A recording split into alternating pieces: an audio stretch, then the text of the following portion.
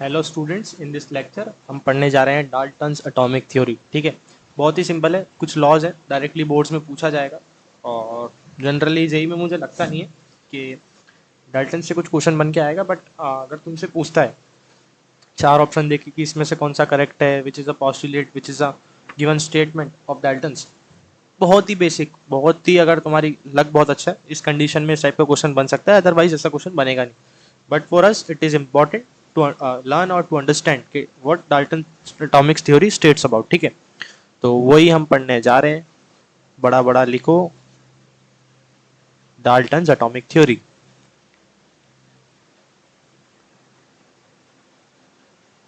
इसके साथ साथ कुछ छोटे छोटे टॉपिक्स भी पढ़ाऊंगा as we are doing mole concept. तो बस it is the last topic, that is the introduction of some basic concept of chemistry. इसके बाद जस्ट हम मोल पे कर जाएंगे, मूव ऑन नेक्स्ट लेक्चर में। ठीक है, सो डाल्टन्स एटॉमिक थ्योरी अभी हम पढ़ रहे हैं, इसके मेन पॉइंट्स तुम्हें कुछ लिखाऊंगा, कुछ formulas just after that, and इसके बाद will be directly moving on to the mole concept. ठीक है, मेन पॉइंट्स। ठीक है, ऐसे डॉट बनाओ और लिखो मेन पॉइंट्स क्या क्या थे। Atom is the smallest indivisible part of matter which can take participate in the chemical reaction. As we have already seen that different atoms are participating in a reaction to form different kind of compounds and products. तो ये Dalton ने ही state किया था कि सबसे indivisible particle है which can not be divide, which can not be even further classified into one और more elements and atoms. वही सबसे स्मॉलेस्ट इंडिविजुअल पार्टिकल था मैटर का, जो कि एटम था, which is also capable of participating in the chemical reaction. ठीक है, पहला पॉइंट समझ आया, लिखो atom is the smallest indivisible particle. Atom is the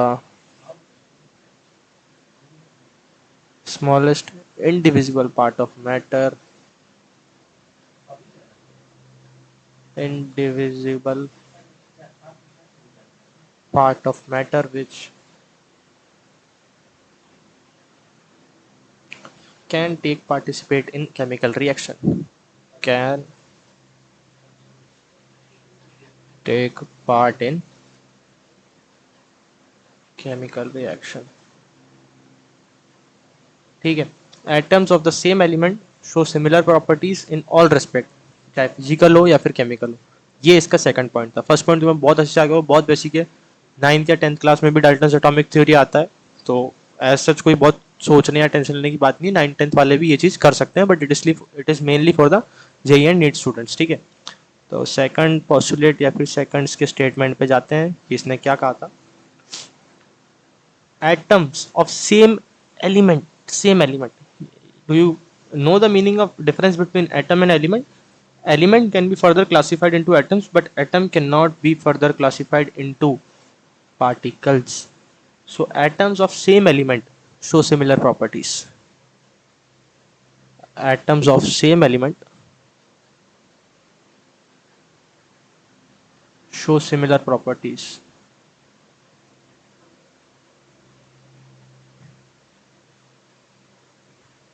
in all respect, चाहे तुम फिजिकल या फिर केमिकल की बात करो। ठीक है, in all respect,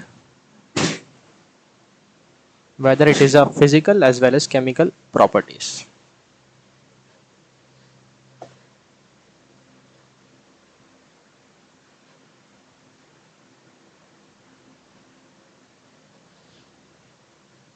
ठीक है, थर्ड स्टेटमेंट भैया का बोलता है atom can not be created nor be destroyed. ठीक है,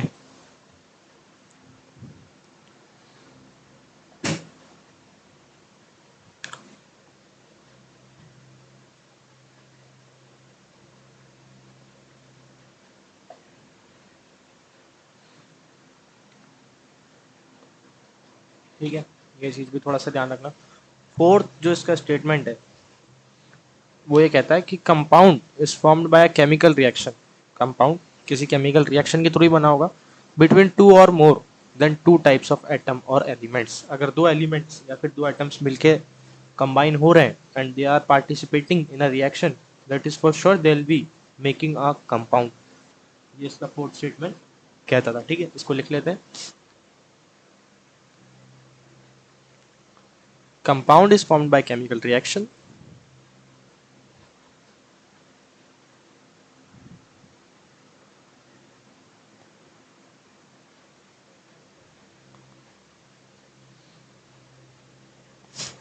Between two or more than two types of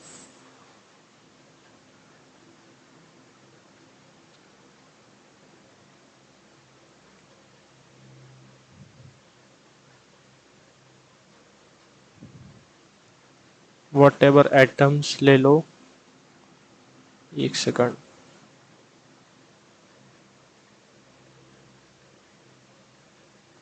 या फिर एलिमेंट्स ले लो, यही था भैया। अब ऐसा तो है नहीं कि भाई डाल्टन के बाद किसी की थ्योरी नहीं आई, हर जगह एप्लीकेबल थी। There are some statements which are valid under certain and under many conditions, but what was the last statement is that you would add if major concern is Dalton's atomic theory was not wholly connect. It cannot be connect everywhere throughout the chapters and concept of chemistry. It is just a starting. जब वो explore कर रहे थे, they are doing experiments, they are doing hypothesis, they are releasing their thesis paper, whatever the scenario during that time, that is their experimental result. So तुमको and में लिखना पड़ेगा Dalton's atomic theory was not wholly connect. Dalton's atomic theory was not wholly connect. ठीक है, इसके बाद that are the postulates of Dalton atomic theory. इसके बाद हम मूव ऑन करने जा रहे हैं एटॉमिक मास के बाद। ठीक है, अब छोटी छोटी टर्म्स है, तुमसे कोई बोलेगा एटॉमिक मास क्या है, इसका रिलेटिव एटॉमिक मास क्या है, ऐसी ऐसी छोटी छोटी टर्म्स है जिस पे हम along with the time move करते जाएंगे। हम फिर मोल कॉन्सेप्ट पे मूव करेंगे, स्टोइकियोमेट्री वगैरह कुछ टॉपिक्स पढ़ेंगे, then concentration term, then will wrap up this chapter. कोई बहुत बड़ा चैप्टर नहीं है, ट्रिक्स भी बीच में बताई जाएंगी कि how would you solve the numericals and which trick is use, तुम कैसे याद रख सकते हो मोल के इस फॉर्मूले को, इससे पीवाईक्यूज भी साथ में कराए जाएंगे। तो ऐसे चलता रहेगा। ठीक, एटॉमिक मास को तुम ऐसे लिख सकते हो, एटॉमिक मास तुम्हें पता है जनरली। ठीक है, एटॉमिक मास तुम्हें पता है, जैसे कि सी का हो जाता है 12।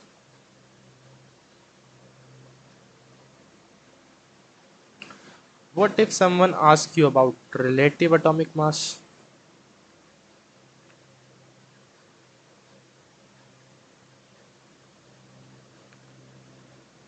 रिलेटिव एटॉमिक मास, तो तुम इसको ऐसे कर सकते हो कि कोई एक एटम दूसरे रेफरेंस एटम से कितना ज़्यादा भारी है, वो उसका रिलेटिव एटॉमिक मास होगा। How much times an atom is heavier than another reference atom, how much time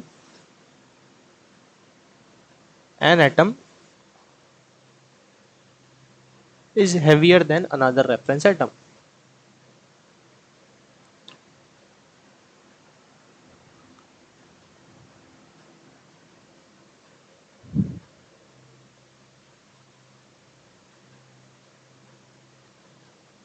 ठीक है, अब तुम रिलेटिव एटॉमिक मास कैसे निकाल सकते हो? ठीक है, जनरली जो रेफरेंस एटम, जिस रेफरेंस एटम की हम यहाँ पे बात कर रहे हैं, रेफरेंस एटम भी तो कुछ होगा, विद रेफरेंस एटम कुछ तो कंसिडर किया ही गया होगा। तो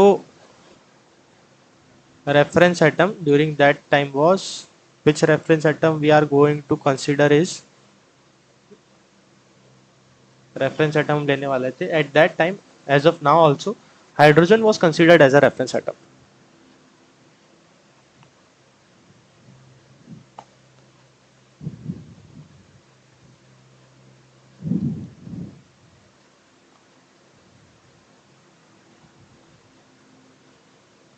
हाइड्रोजन को लिया गया था रेफरेंस एटम।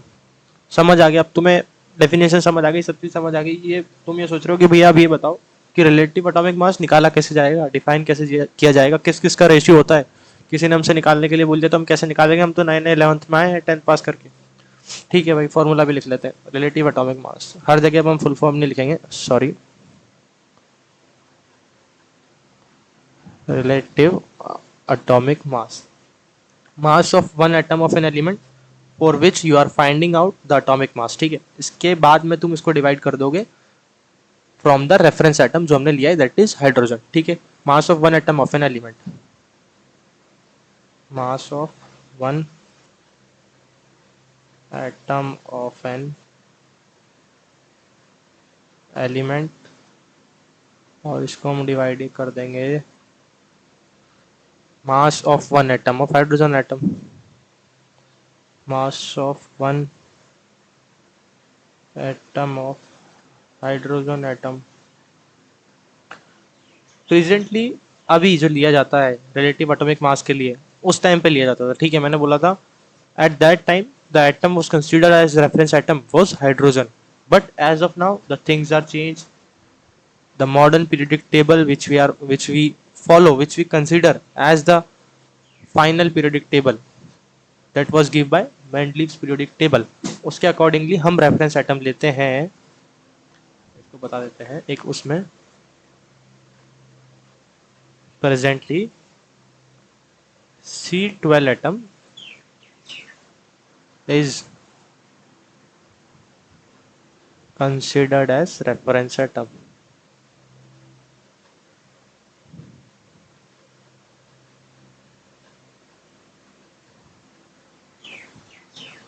ठीक है, अब तुम वापस से निकालोगे कि भाई अब नया फार्मूला भी आ जाएगा। तो रिलेटिव एटॉमिक मास का नया फार्मूला है मास of one atom of an element, mass of one atom of an element divided by the mass of 1/12 of one atom of C12 isotope. There are isotopes of carbon C12, C13, C14, but while finding the relative atomic mass we only consider the C12 isotope। ठीक है, तो mass of 1/12 of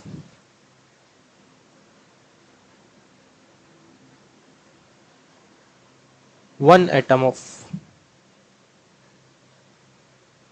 C12 isotope।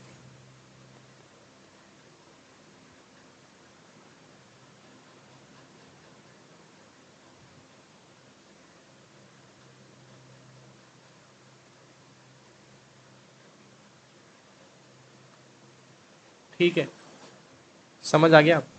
और one जो ये होता है 1/12 को, इसको हम 1 AMU भी बोलते हैं। ठीक है, रिलेटिव एटॉमिक मास समझ आ गया। अब तुम्हें पता होना चाहिए AMU क्या होता है, एटॉमिक मास यूनिट क्या होता है। पहली चीज रिलेटिव एटॉमिक मास आ गई। आगे क्वेश्चंस में भी इसको इम्प्लाई करेंगे कि हाउ द रिलेटिव एटॉमिक मास कैसा लगता है, कैसा दिखता है, कैसे क्वेश्चंस में वर्क करता है। अभी हम जो नेक्स्ट समझने जा रहे हैं that is atomic mass unit, और उसको 1 AMU से भी रिप्रेजेंट करते हैं। ठीक है, तो दूसरी चीज पे आ जाते हैं तुम, AMU, जिसको एटॉमिक मास यूनिट भी बोलते हैं। ठीक है, कहीं पे AMU भी बोल देते हैं और कहीं पे सिर्फ यू भी बोल देते हैं। So it is equal to the 1/12 mass of the atom of C12 isotope. अब तुम्हें मैंने ऊपर एक चीज लिखाई थी, जस्ट वही मैं तुम्हें नीचे समझाने जा रहा हूँ कि जब हम रिलेटिव एटॉमिक मास निकाल रहे थे, और रिलेटिव एटॉमिक मास जिसके रेफरेंस से निकाल रहे थे, जो कि कार्बन का C12 आइसोटोप था। सॉरी, इसको भी मैंने थोड़ा सा गलत लिख दिया है, C12 नीचे नहीं आएगा, 12 ऊपर आएगा। ठीक है, बाकी ठीक है, आइसोटोप हमेशा ऊपर लिखे जाते हैं। ठीक है, आइसोबार्स वगैरह वो तुम्हें आगे पढ़ाया जाएगा, वो ज़्यादा यूज भी नहीं आता है। The most commonly use term is isotope. ठीक है, जो एटॉमिक मास यूनिट जिसके रेफरेंस से हम निकालने जा रहे थे, वही अब क्या होता है या फिर क्यों लिया गया था, वो मैं तुम्हें बताऊंगा। ठीक है, it is equal to the 1/12 mass of the C12 isotope, या फिर C12 के एक एटम का आइसोटोप। तो वापस लिखते हैं, it is equal to the 1/12 of the mass, it is equal to the 1/12 of the mass of one atom of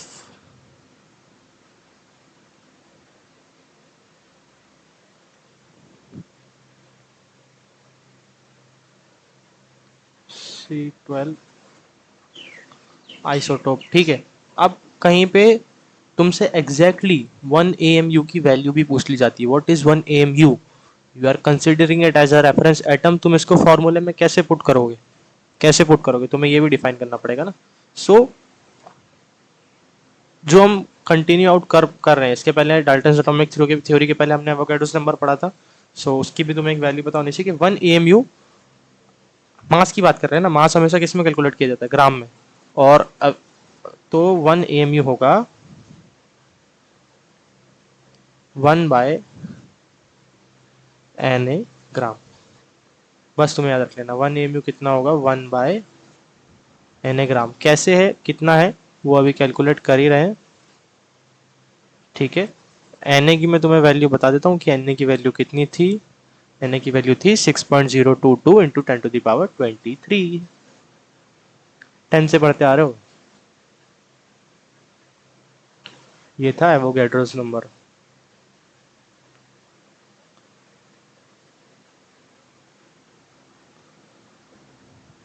ठीक है.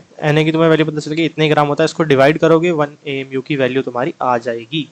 ठीक है. 1 AMU की वैल्यू थोड़ी डिफर करती है, बट अगर तुम देख लो कि ये नीचे आ गया ना, तो एक तो पहली बात है कि ये भी ऊपर जाने वाला है, तो ये माइनस में होगा. और AMU की वैल्यू एटॉमिक मास यूनिट, तो वो भी ग्राम में ही आने वाली है. ठीक है. जबकि Na की खुद की कोई यूनिट नहीं होती है. ठीक है. That is a generally number which doesn't have a specific unit. ठीक है. तो ये एक डिफरेंस होने वाला है Na और AMU में. तो 1/6.022, 22 लिख दिया है क्या मैंने, 23 है, सॉरी. 1.6.022 इंटू 10⁻23. डिफाइन करोगे कुछ तो भी सिमिलर सा 1.66 इंटू 10⁻⁻24 समथिंग कुछ ग्राम आ जाएगा. ठीक है. तो यही हमारा फाइनल है. तुम 1 AMU कहीं लिखने जाते हो, इसको तुम लिखोगे 1/Na ग्राम, और उसकी वैल्यू आएगी 1.66 इंटू 10⁻⁻24 ग्राम. अब एक और चीज़ है, तुमसे कोई पूछ ले कि ये तो तुम डिफाइन कर ही दोगे, ये तो बहुत बेसिक है. ठीक है, ये समझा दिया. And by the unitary method, या फिर तुम इसको थोड़ा इधर ऊपर नीचे करोगे, तुम 1 ग्राम भी डिफाइन कर सकते हो. देख रहे हो 1 ग्राम, जब तुम 1 AMU को Na से मल्टीप्लाई कर दोगे तो तुम्हारा आ जाएगा. अब तुम्हें 1 AMU की वैल्यू मिल गई है, तुम्हें Na की वैल्यू पता है, तुम दोनों को मल्टीप्लाई करके आंसर निकालो ना. सिंपल सिंपल आंसर निकालो ना कि भैया 1 ग्राम किसके लिए, इसको इधर भेजो 1 ग्राम. अब तुम इसको Na इंटू AMU कर सकते हो. Na की तुम्हें वैल्यू पता है ना, 6.022 इंटू 10⁻23. इसको कर लो 1.66 इंटू 10⁻⁻24. अब ग्राम है, इधर भी ग्राम में आएगा क्योंकि ये 1 ग्राम था. फर्दर सॉल्व कर लेना, आंसर आ जाएगा. ठीक है. अब तुम्हें क्या चीज़ करा दी, एटॉमिक मास यूनिट करा दिया है, रिलेटिव एटॉमिक मास करा दिया है. रिलेटिव एटॉमिक मास को तुम ना 1 नंबर दे दो. ठीक है. ऐसे तुम कंफ्यूज होते जाओगे कि किसके बाद क्या पढ़ा दिया जा रहा है. ये थी पहली चीज़, रिलेटिव एटॉमिक मास. फिर हमने पढ़ी दूसरी चीज़, atomic mass unit. Atomic mass unit भी पूरा निकाल लिया. इसके ऊपर हमने डाल्टन्स एटॉमिक थ्योरी पढ़ी थी. अब तीसरा चीज़ तुम्हें मैंने बता दिया था ना, एटम. क्योंकि डाल्टन्स की एटॉमिक थ्योरी हम पढ़ रहे थे, तब हमने डिफाइन कर दिया था atom is the smallest individual particle which can not be divided further. हम उसे फर्दर क्लासीफाई कर ही नहीं सकते. लेकिन we have also discussed about a little thing that is the molecule. नया चैप्टर है, तुम कंफ्यूज हो रहोगे कि मॉलिक्यूल क्या है. Going on with the basics, मैं तुम्हें तीसरी चीज मॉलिक्यूल भी समझाने जा रहा हूँ. तो रुको, स्टडी थोड़ा सा कर लेते हैं. तीसरी चीज, it is the smallest repetitive unit of a substance which can retaining all properties of a substance. Let us assume H is an atom. Assume नहीं, it is an atom. ये होता है, ये मिटा दूंगा मैं. H एक एटम है, H2 उसका मॉलिक्यूल है. 2 मिनट नजर डालो और समझो कि it is the smallest repeating unit of a substance which retain all of its properties of a substance. ये इसकी smallest repetitive unit है which retains all of its properties. Have you understand? That is what I am trying to make you to understand. ठीक है, तो यही है, इसको थोड़ा सा तुमको डेफिनेशन में लिखाता हूँ फिर तुम्हें समझ आ जाएगा। It is the smallest repeating unit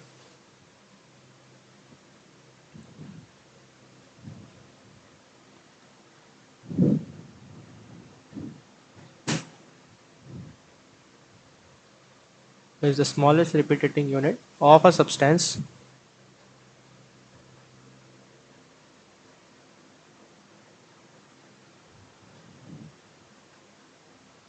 which retain all properties of that substance।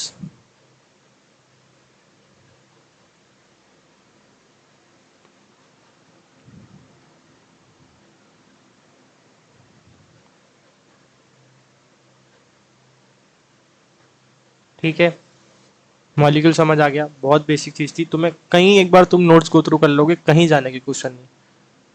DPP उठाओ, पीवाईक्यू करो, टेस्ट दो, दैट्स इट। भटको मत, इधर उधर कुछ भी मत करो। ठीक है, ऐसे ही करना है। अब तुम्हें एक और चीज थी कि भाई मोल पे जा रहे हैं, मोल। तुम्हें एटम्स, एलिमेंट्स, कंपाउंड से हर रिलेटेड वो छोटी छोटी टर्म पता होनी चाहिए। That is going to be use in the mole concept. जो जो तुम्हारे फर्दर आगे इस्तेमाल होने वाली है, उससे तुम पूरे तरीके से वाकिफ होने चाहिए। यही और हमारा मोटो है। ठीक है, तो फोर्थ चीज पे मूव करेंगे, जो कि है मॉलिक्यूलर मास। ठीक है, molecular mass. So we have also discussed about the atomic mass unit. Along with that, we have also discussed the relative atomic mass. Same, if we are discussing about the molecular mass, we'll also discuss about the relative molecular mass. So, molecular mass is the mass of a molecule. Have you understand? It is the mass of a molecule.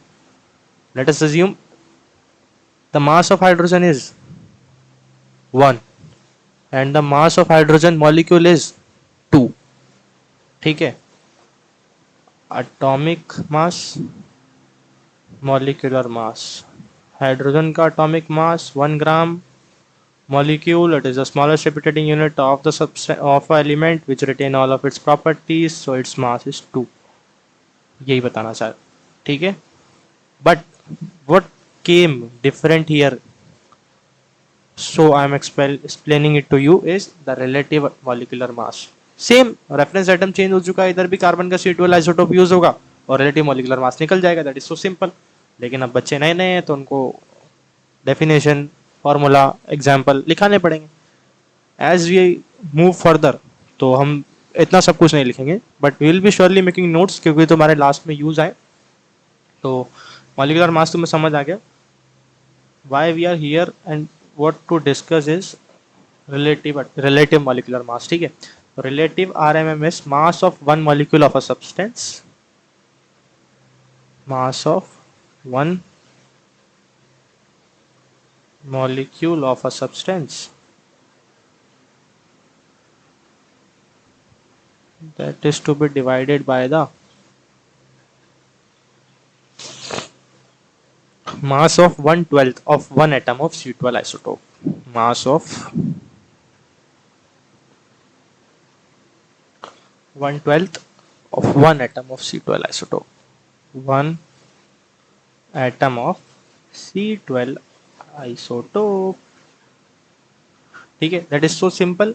Molecular mass हमने तुम्हें बता दिया था कि sum of all atomic masses of all atom present in one molecule of a substance.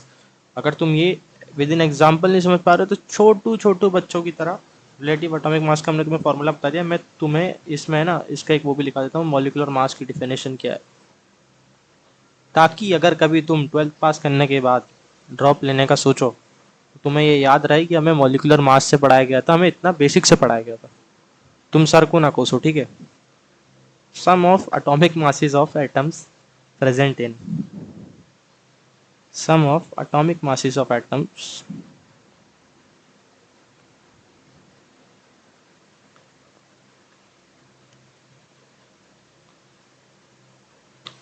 all atoms, sorry, my mistake, present in one molecule of substance।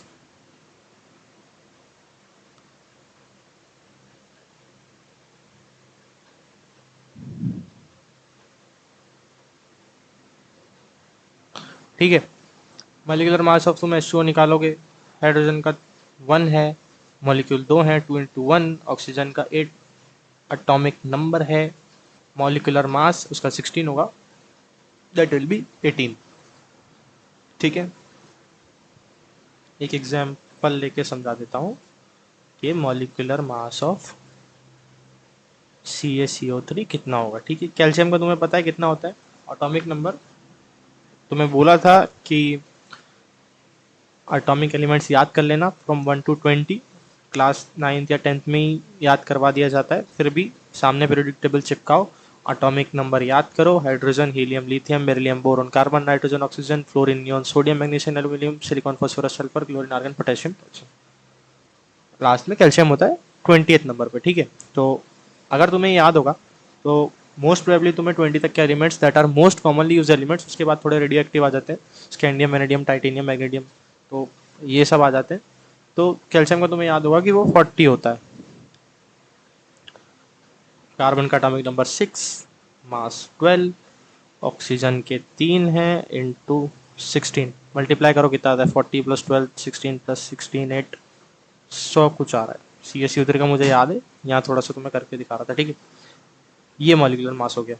सो इसके बाद हम move करेंगे नेक्स्ट लेक्चर में मोल पे, जो कि हमारा मेजर कंसर्न है। उसके बाद थोड़ी stoichiometry, concentration terms, then we'll wrap up this chapter and move on to the next chapter. Thank you all. If you have any doubts and queries, you can put down in the comments, and as well as if you have a major thing that you want to suggest to us, you can also mail to us. If you have any queries related to us, you can also mail to us, even you can put down in the comments too. Okay, bye bye.